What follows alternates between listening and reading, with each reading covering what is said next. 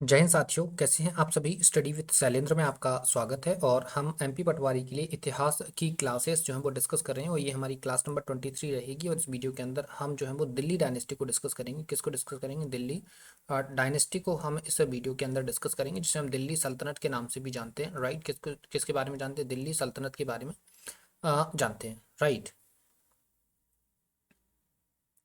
तो हम यहाँ पर जो है वो दिल्ली डायनेस्टी को डिस्कस करेंगे। राइट, आ जाइए जरा देखिए। सबसे पहले तो आप अपनी नोटबुक के अंदर हेडिंग डालेंगे। हेडिंग क्या लिखेंगे? दिल्ली सल्तनत। राइट, क्या लिखेंगे? दिल्ली सल्तनत। आप हेडिंग डालेंगे, ठीक है, जिसे हम दिल्ली डायनेस्टी के नाम से भी जानते हैं। ठीक है, अब देखिए मेरे साथियों, दिल्ली डायनेस्टी में अगर हम राजवंशों की बात करें कि दिल्ली डायनेस्टी के ऊपर किन किन राजवंशों ने जो है वो राज किया है, तो यहाँ पर टोटल 5 राजवंशों के नाम आ जाते हैं जिन्होंने दिल्ली डायनेस्टी के ऊपर राज किया है। राइट, तो अगर हम उनके क्रम की बात करें कि यहाँ पर क्रम क्या होगा, इन राजवंशों का जो क्रम है, वो 5 जो राजवंश हैं जो कि दिल्ली डायनेस्टी के ऊपर राज करेंगे, उनका क्रम बताइए जरा। तो उनके क्रम हम देखें तो सबसे पहले नाम आता है गुलाम वंश का, जिसे हम स्लैब डायनेस्टी के नाम से जानेंगे। सेकेंड, गुलाम वंश के बाद दूसरा जो दिल्ली डायनेस्टी का राजवंश होगा उसका नाम होगा खिलजी वंश। राइट, क्या नाम होगा? खिलजी वंश। एंड थर्ड नंबर पर जो आएगा वो आएगा तुगलक वंश। राइट, क्या आएगा? तुगलक वंश आएगा। एंड फोर्थ नंबर पर जो है साथियों वो आएगा सैयद वंश। क्या आ जाएगा? सैयद वंश आ जाएगा। और उसके बाद आपका जो है वो लोधी वंश जो है वो आ जाएगा, जो कि अंतिम दिल्ली सल्तनत का राजवंश होगा। ठीक है, यहाँ से एक प्रश्न ये भी बन जाता है कि पूछा जाता है कि दिल्ली राजवंश पर राज करने वाला सबसे पहला राजवंश कौन सा है, तो आंसर होता है गुलाम वंश। सेकेंड क्वेश्चन ये बन जाता है कि दिल्ली राजवंश पर आने वाले सभी राजवंशों का क्रम बताइए। इस टाइप से आपके पास 4 ऑप्शंस होते हैं, तो ये क्रम आपको सजाना होता है, तो आपको क्रम मालूम होना चाहिए। एंड थर्ड आप याद रखेंगे कि दिल्ली राजवंश पर टोटल 5 राजवंशों ने जो है वो राज किया हुआ है। ठीक है, चलिए तो फिर बात आती है कि हम इस वीडियो के अंदर इन सभी राजवंशों में से किन किन को डिस्कस करने वाले हैं। तो देखिए मेरे साथियों, इस वीडियो के अंदर हम सिर्फ जो है वो गुलाम वंश को डिस्कस करेंगे। राइट, और नेक्स्ट वीडियो के अंदर हम खिलजी वंश और तुगलक वंश को कंप्लीट कर देंगे। ठीक है, चलिए आ जाइए। तो सबसे पहले आप गुलाम वंश हेडिंग लिखेंगे। क्या लिखेंगे? गुलाम वंश आप लिखेंगे और इसके बारे में जो है लिखना स्टार्ट करेंगे। राइट, किसके बारे में? गुलाम वंश के बारे में आप जो है वो लिखना स्टार्ट कर देंगे। ठीक है, अब देखिए जरा, गुलाम वंश के बारे में हम बात करें तो इसमें अगर हम सुल्तानों का क्रम देखें, किसका? सुल्तानों का। तो इसमें नाम आ जाता है सबसे पहले कुतुबुद्दीन ऐबक का नाम आ जाता है। किसका नाम आ जाता है? कुतुबुद्दीन ऐबक का नाम आ जाता है। राइट, एंड सेकेंड हम बात करें तो सेकेंड नंबर पर इल्तुतमिश का नाम आता है। किसका नाम आ जाता है? इल्तुतमिश का नाम जो है वो यहाँ पर आ जाता है। इसके बाद मेरे साथियों आता है रजिया सुल्तान का नाम। किसका नाम आता है? रजिया सुल्तान का नाम यहाँ पर जो है वो आ जाता है। राइट, और नेक्स्ट आता है मेरे साथियों नासिरुद्दीन महमूद का। नासिरुद्दीन महमूद का नाम यहाँ पर आपको देखने के लिए मिल जाएगा। इसके अलावा हम अगर नासिरुद्दीन महमूद के बाद आगे बात करें तो फिर आपको बलबन देखने के लिए मिलेगा। कौन मिलेगा? बलबन देखने के लिए मिलेगा। उसके बाद नेक्स्ट अगर राजा की बात करें तो फिर कैकुबाद का नाम आएगा, और कैकुबाद के बाद लास्ट में फाइनली नाम आ जाता है क्यूमर्स का। राइट, किसका नाम आ जाता है? क्यूमर्स का। ठीक है, तो ये कुछ गुलाम वंश पर राज करने वाले सुल्तानों के नाम हैं जो आपको दिखाए गए हैं, जिसमें कुतुबुद्दीन ऐबक नंबर 1 पे रहेंगे। उसके बाद इल्तुतमिश, रजिया सुल्तान, नासिरुद्दीन महमूद, बलबन, कैकुबाद और क्यूमर्स के नाम भी शामिल हो जाते हैं। ठीक है, ये अगेन आपको बताते हैं ये सभी, ये जो ऑर्डर है इसमें बीच में भी राजा हैं जिनके नाम यहाँ पर नोट नहीं कराए गए हैं। ये आपको वो राजाओं के नाम नोट कराए गए या उन सुल्तानों के नाम बताए गए जो कि आपके लिए इंपॉर्टेंट है और जहाँ से प्रश्न आपके बन सकते हैं। क्लियर है? चलिए अब देखिए मेरे साथियों, यहाँ पर आप देखेंगे कि कुतुबुद्दीन ऐबक जो है वो गुलाम वंश के कौन हो जाएंगे? गुलाम वंश के संस्थापक हो जाएंगे। राइट, कौन हो जाएंगे? गुलाम वंश के संस्थापक हो जाएंगे। इसके अलावा हम अगर क्यूमर्स की बात करने मेरे साथियों, तो जो क्यूमर्स हैं वो अंतिम शासक होंगे। कौन होंगे? अंतिम शासक होंगे किसके? गुलाम वंश के। ठीक है, तो प्रश्न आता है कि गुलाम वंश का संस्थापक कौन है, तो राइट आंसर हो जाता है कुतुबुद्दीन ऐबक। जबकि प्रश्न आता है कि गुलाम वंश का अंतिम शासक कौन हो जाता है, तो फिर आंसर हो जाता है क्यूमर्स। ठीक है, चलिए तो आगे हम बात करते हैं। तो सबसे पहले हम कुतुबुद्दीन ऐबक के बारे में ही बात कर लेते हैं। किसके बारे में बात कर लेते हैं? कुतुबुद्दीन ऐबक के बारे में हम जो है वो बात कर लेते हैं। राइट, देखिए मेरे साथी, कुतुबुद्दीन ऐबक के बारे में बात करें तो अगर इनकी हम टाइम ड्यूरेशन देखें तो 1206 में इन्होंने जो स्टार्टिंग करी थी, जब मोहम्मद गौरी की डेथ हो जाती है। और उसके अलावा फिर 1206 से लेकर 1210 तक ही ये जो है वो शासन कर पाते हैं, और 1210 में इनकी भी डेथ हो जाती है। ठीक है, क्लियर? चलिए आगे देखिए जरा मेरे साथियों। तो सबसे पहला पॉइंट आपको पता है, अभी बताया हमने कि ये क्या होगा, दिल्ली सल्तनत का संस्थापक आप बोल सकते हैं, या गुलाम वंश का संस्थापक आप जो है उसको बोल सकते हैं। तो लिखिए गुलाम वंश का संस्थापक, राइट। कौन है ये? गुलाम वंश का संस्थापक है, ठीक है। एंड सेकंड अगर हम बात करें तो ये जो है वो दिल्ली डायनेस्टी का पहला शासक होता है, दिल्ली सल्तनत का प्रथम शासक, राइट। क्या होगा? दिल्ली सल्तनत का प्रथम शासक होगा। लेकिन आप इसको जो है वो वैध शासक नहीं बोलेंगे। ये प्रश्न अगर आता है तो फिर इसका आंसर जो है वो दूसरा हो जाता है, ठीक है। आप क्या, आप अगर आपसे क्वेश्चन पूछा जाए कि दिल्ली सल्तनत का वैध शासक होगा तो फिर आंसर आपका कुतुबुद्दीन बिल्कुल नहीं होगा, राइट आंसर आपका इल्तुतमिश हो जाएगा, ठीक है, क्लियर। तो उसको हम आगे डिस्कस करेंगे। फिलहाल हमने यहाँ पे बता दिया कि ये वैध शासक नहीं है, वैलिड किंग नहीं माना जाएगा दिल्ली डायनेस्टी का, राइट। हाँ, लेकिन दिल्ली डायनेस्टी का पहला शासक माना जाएगा। इसके अलावा ये गुलाम वंश का संस्थापक भी माना जाएगा, राइट। इसके अलावा अगर हम इसकी कैपिटल की बात करें, अगर हम इसकी राजधानी की बात करें तो मेरे साथियों इसकी जो राजधानी है वो ये जो है वो अपनी राजधानी लाहौर को बनाता है, राइट। लाहौर को बनाता है और लाहौर में ही इसकी डेथ होती है, ठीक है। लाहौर में ही क्या होगी इसकी, और लाहौर में ही इसकी मृत्यु होगी। मृत्यु कब होगी? मृत्यु इसकी 1206 में होगी। और मृत्यु का अगर हम कारण डिस्कस करें कि मृत्यु का कारण क्या होता है मेरे साथियों, तो मृत्यु का कारण होता है चौगान खेलते समय, चौगान खेलते समय घोड़े से गिरना, राइट।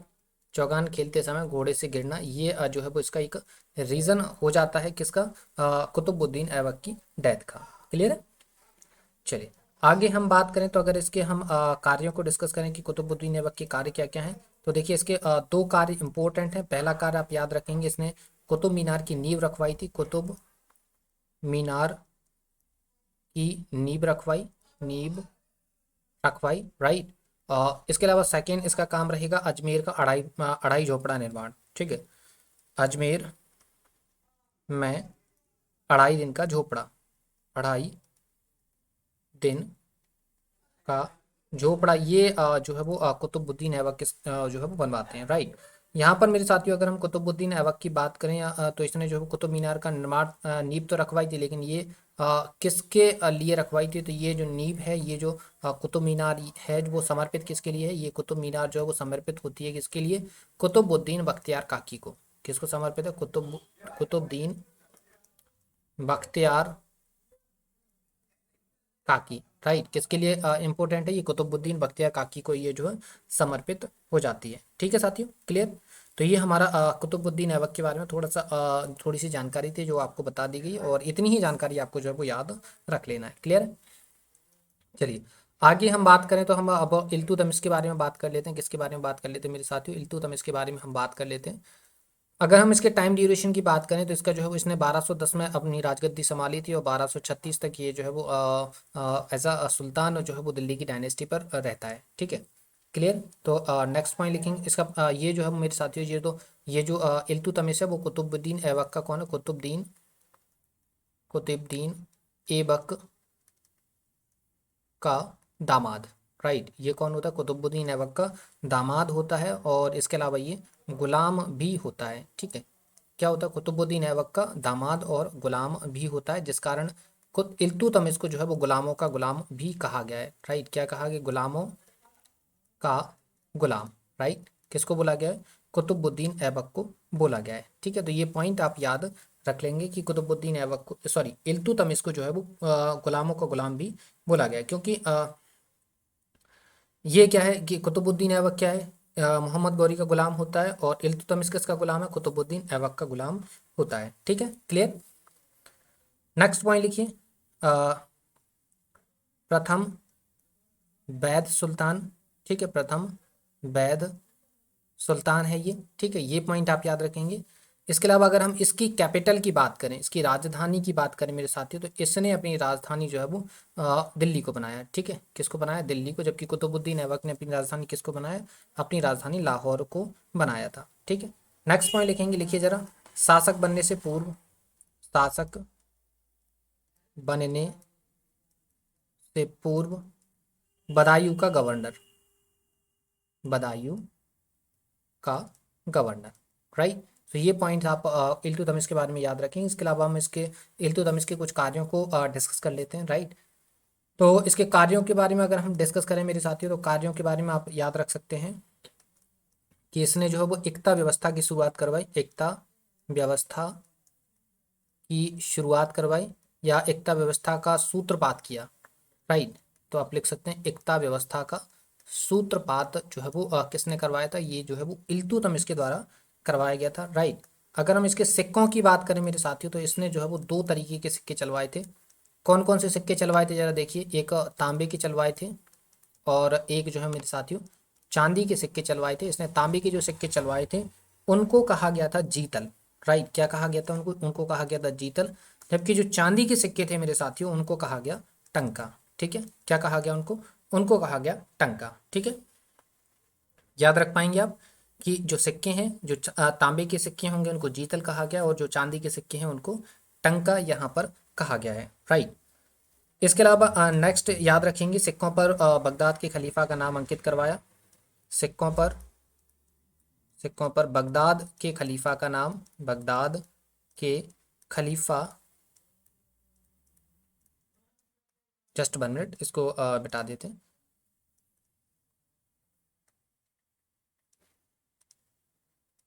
बगदाद के खलीफा का नाम अंकित करवाया, राइट। क्लियर, तो ये पॉइंट आप याद रखेंगे, ठीक है। सिक्कों पर बगदाद के खलीफा का नाम अंकित करवाया इसने। इसके अलावा नेक्स्ट पॉइंट जो है वो आप याद रखेंगे, वो 1215 का इंसिडेंट याद रखेंगे। 1215 में जो है वो इसने तराइन के मैदान में, किसमें, तराइन के मैदान में इसने क्या किया, तराइन के मैदान में इसने एक युद्ध लड़ा, एक बैटल लड़ा। ये जो बैटल बैटल रहेगा मेरे साथियों वो इल्तुतमिश और यल्दोज के बीच में लड़ा गया था, राइट। किसके बीच में लड़ा गया था, यल्दोज के बीच में लड़ा गया था, जो कि मोहम्मद गौरी का कौन होता है, गुलाम होता है। यह यल्दोज और कुतुबुद्दीन ऐबक के बीच में एक ट्रीटी होती है कि जब तक वो राजा रहेगा तब तक वो भारत पर अटैक नहीं करेगा। लेकिन जैसे ही इल्तुतमिश की डेथ होती है वैसे ही, सॉरी, जैसे ही कुतुबुद्दीन ऐबक की डेथ होती है वैसे ही वो भारत पर जो मोहम्मद गौरी की रियासत होती है उस पर अपना कब्जा जमाने की कोशिश करता है। तो इल्तुतमिश जो है वो उसको तराइन के मैदान में पराजित कर देता है, ठीक है। तो इसमें ये हार जाएगा और इल्तुतमिश जो है वो जीत जाएगा। क्लियर है मेरे साथियों, इतना आपको समझ में आ गया है, राइट। इसके अलावा हम एक और बात करें तो इसने जो है वो तुर्कान ए चहलगामी नाम से एक दल बनाया था। तुर्कान ए चहलगामी की स्थापना, राइट। सो ये जो है वो मोहम्मद गौरी, सॉरी, ये जो है वो इल्तुतमिश करवाता है, ठीक है। क्लियर, तो ये चीज़ें आपको समझ में आ गई हैं। इसका एक लास्ट पॉइंट आप लिख लेंगे, राइट। इसका लास्ट पॉइंट आप लिखिए, लिखिए 1220 से 1228 तक मंगोल नेता चंगेज खां से दिल्ली को सुरक्षित रखा, राइट। दिल्ली को सुरक्षित रखा, राइट। क्लियर, तो ये हमारा इल्तुतमिश के बारे में थोड़ी सी जानकारी थी जो उम्मीद है आपको समझ में आ गई होगी, ठीक है। तो 1220 से 1228 तक इसने मंगोल नेता चंगेज खां को रोक कर रखा था कि वो दिल्ली पर अटैक ना कर पाए और दिल्ली को पूरी तरह सिक्योर रखा था, ठीक है। अब यहाँ पर देखिए साथियों, यहाँ पर अगर हम बैक में आ जाएं तो आपने देखा है कि यहाँ पर एक वर्ड लिखा हुआ है तुर्कान ए चहलगामी। तुर्कान ए चहलगामी जो है वो 40 अमीरों का दल है, ठीक है। 40 अमीरों का दल है और इसमें से, इस 40 अमीरों के दल में से एक व्यक्ति जो है वो है बलवन, जो कि आगे चलकर क्या बन जाएगा, आगे चलकर सुल्तान बन जाएगा दिल्ली सल्तनत का, राइट। क्लियर मेरे साथियों, ये सारी चीज़ें आपको समझ में आ गई हैं। आइए जरा नेक्स्ट हम बात करें, ये सारी चीज़ें डिस्कस कर ही चुके हैं। आगे की अगर हम बात करें मेरे साथियों, तो इसने जो है क्या करवाया, आपने देखा कि कुतुबुद्दीन ऐबक ने कुतुब मीनार की नींव रखवा दी थी। तो बाकी का जो काम है कुतुब मीनार का वो इसने करवा दिया। तो लिख सकते हैं आप कुतुब मीनार का निर्माण, कुतुब मीनार का निर्माण, राइट। क्या करवाया इसने, कुतुब मीनार का निर्माण जो है वो इसने करवा दिया।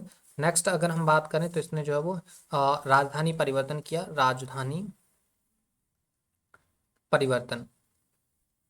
कहाँ से कहाँ तक राजधानी परिवर्तन किया इसने, अपनी राजधानी लाहौर से जो है वो ट्रांसफर करके लेके आया। कहाँ लेकर आया, ये जो है वो अपनी राजधानी लाहौर से दिल्ली जो है वो लेकर आ जाता है, क्योंकि लाहौर को राजधानी बनाया था किसने, कुतुबुद्दीन ऐबक ने। जबकि इसने अपनी राजधानी किसको बनाया, इसने अपनी राजधानी दिल्ली को बनाया, ठीक है। क्लियर, इसके अलावा हम बात करें तो लिखिए इसने कि सुल्तान पद को वंशानुगत बनाया इसने, सुल्तान पद को वंशानुगत बनाया। राइट, ठीक है मेरे साथियों, ये आप याद रखेंगे। क्लियर।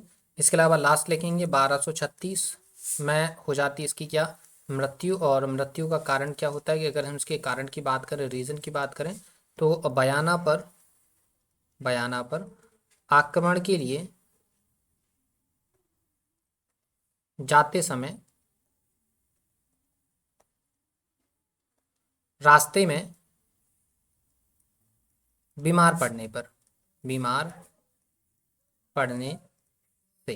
राइट, ये रास्ते में जो है वो बीमार हो जाता है जिस कारण इसकी डेथ हो जाती है। ठीक है, क्लियर है। तो ये हमारा क्या हो गया, इल्तुतमिश हो गया। उम्मीद है आपने ये सारे के सारे फैक्ट अपने नोटबुक के अंदर नोट कर लिए हैं और उनको प्रॉपर तरीके से आप याद कर रहे हैं। क्लियर है।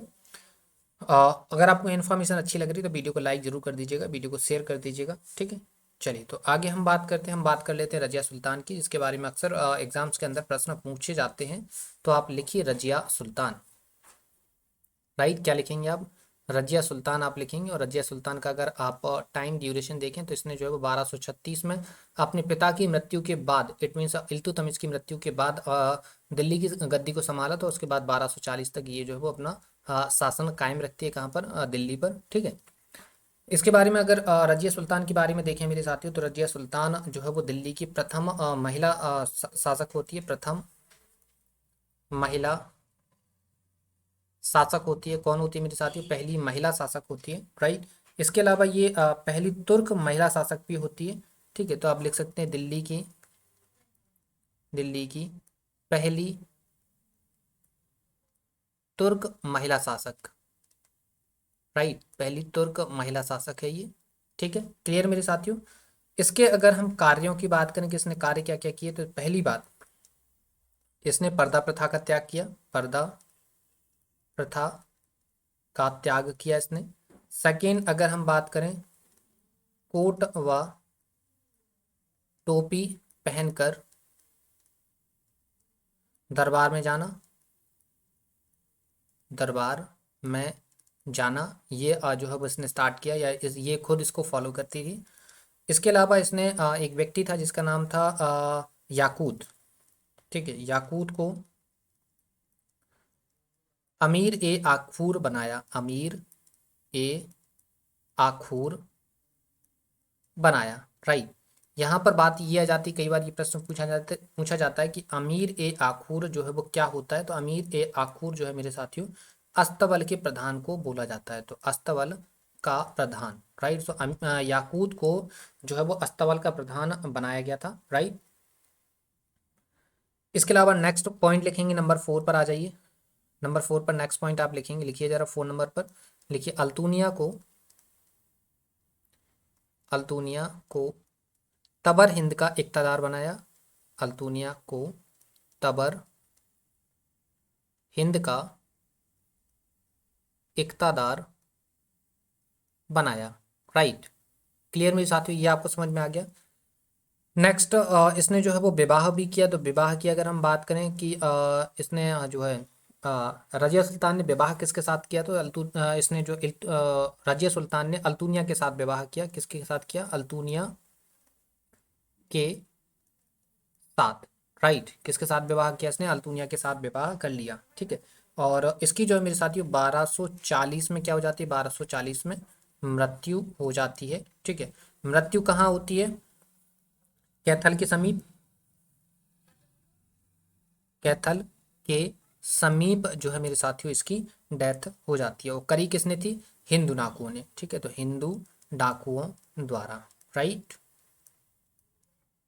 क्लियर मेरे साथियों, ये चीज़ आपने नोट कर ली। राइट, तो ये रजिया सुल्तान के बारे में आपको जितनी भी इंफॉर्मेशन थी अब आपको मिल चुकी है, आपने नोट भी कर लिया। राइट, तो आप प्रॉपर तरीके से उसको पढ़ना स्टार्ट करिए। इसके बाद हम नेक्स्ट पे आ जाते हैं और हम बात करते हैं नासिरुद्दीन महमूद के बारे में। किसके बारे में बात करते हैं, नासिरुद्दीन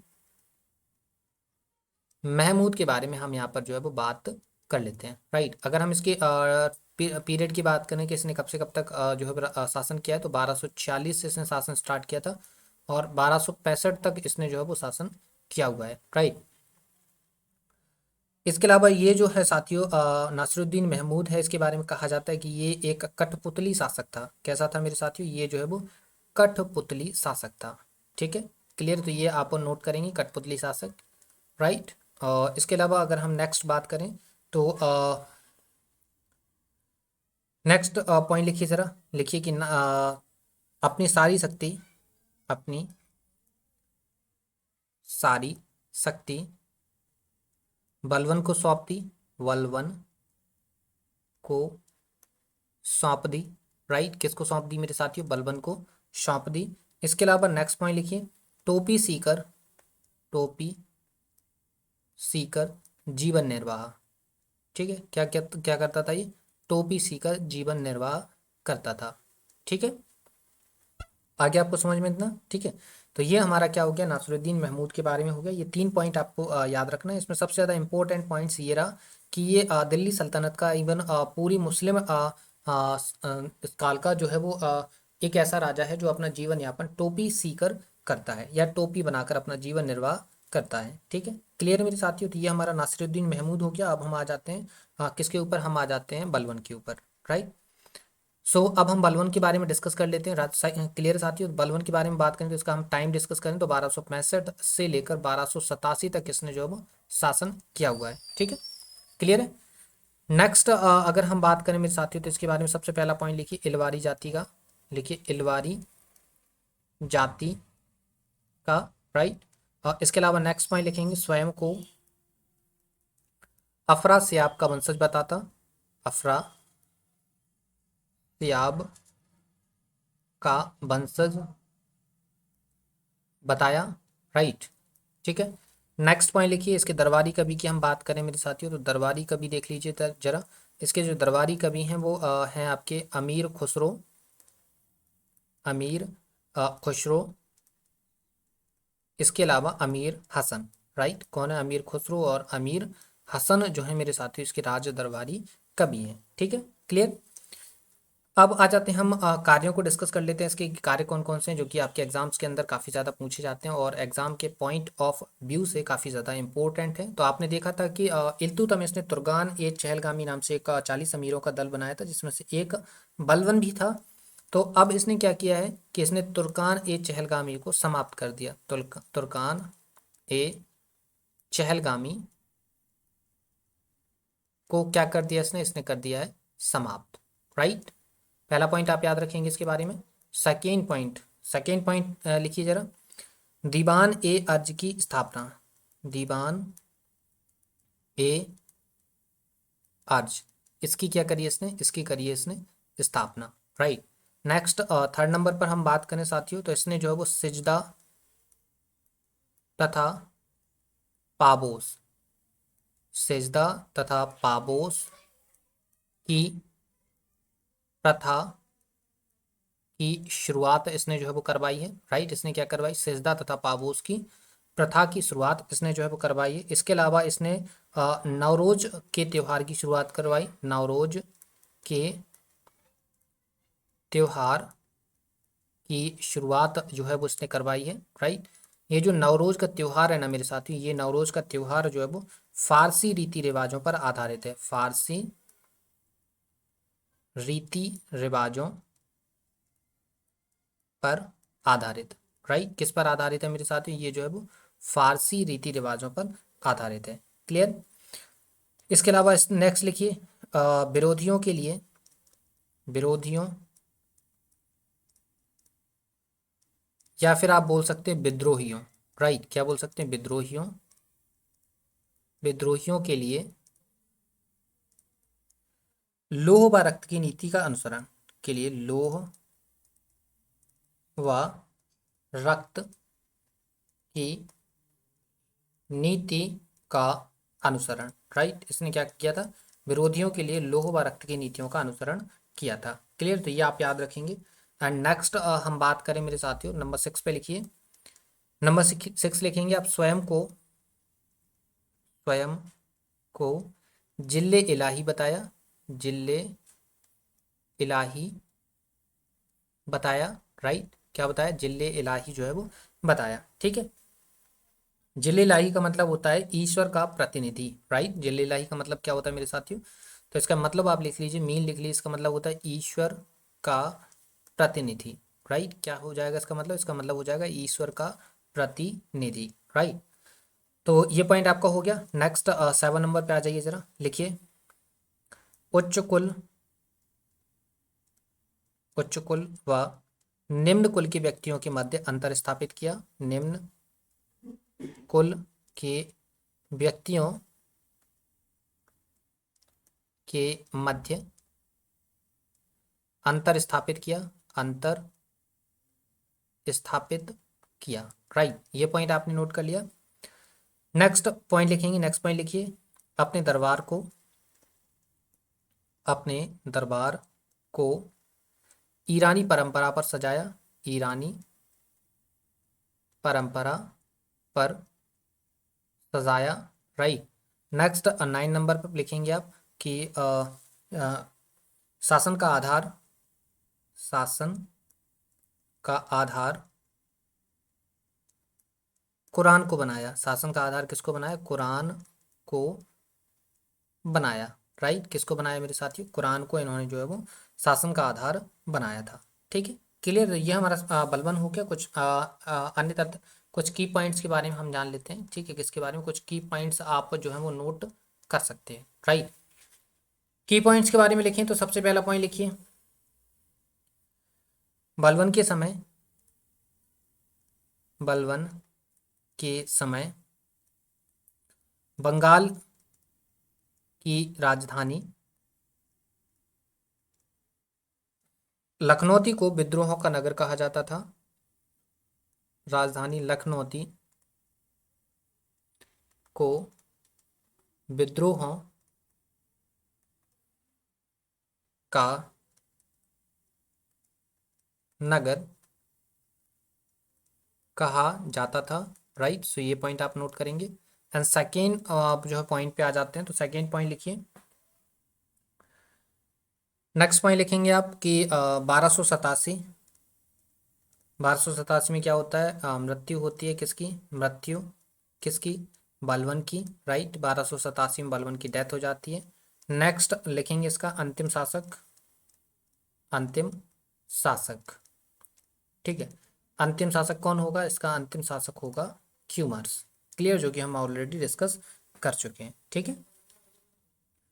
और क्यूमर्स की हत्या कौन कर देगा? इनकी जो है हत्या करेंगे जलालुद्दीन खिलजी, और खिलजी खिलजी डायनेस्टी की जो है वो नींव रखी जाएगी, और वहाँ से जो है वो आपको खिलजी डायनेस्टी देखने के लिए मिल जाएगी। क्लियर मेरे साथियों? तो ये हमारा जो है वो पूरा का पूरा सिनेरियो था जो हमने डिस्कस किया हुआ। किसके बारे में? हमने जो है वो गुलाम वंश को डिस्कस किया, और हमने उतने ही फैक्ट्स को आपके सामने डिस्कस किया हुआ है और डिस्क्लोज किया हुआ है, जो कि एग्जाम के पॉइंट ऑफ व्यू से इम्पोर्टेंट होते हैं। एक्स्ट्रा कोई भी फैक्ट आपको नहीं बताया गया है, इसीलिए हम आपको ज़्यादा चीज़ें नहीं बता रहे हैं। ठीक है, तो आपको पटवारी के लिए हिसाब से हम सारी चीज़ें बता रहे हैं आपको। तो सारी की सारी इंफॉर्मेशन को एज अपने नोट्स में मेंशन करिए, और सभी चीज़ों को याद कर लीजिए, क्लियर। फिर हम जब एमसीक्यूज लेकर आएंगे तो वहाँ पर और भी चीज़ें आपके साथ डिस्कस करी जाएंगी, क्लियर मेरे साथियों? ठीक है, तो वीडियो पसंद आया है तो वीडियो को लाइक ज़रूर करिए, वीडियो को शेयर करिए, चैनल को सब्सक्राइब जरूर कर लेना है। ठीक है, तो मिलते हैं आपसे नेक्स्ट वीडियो में, तब तक के लिए धन्यवाद।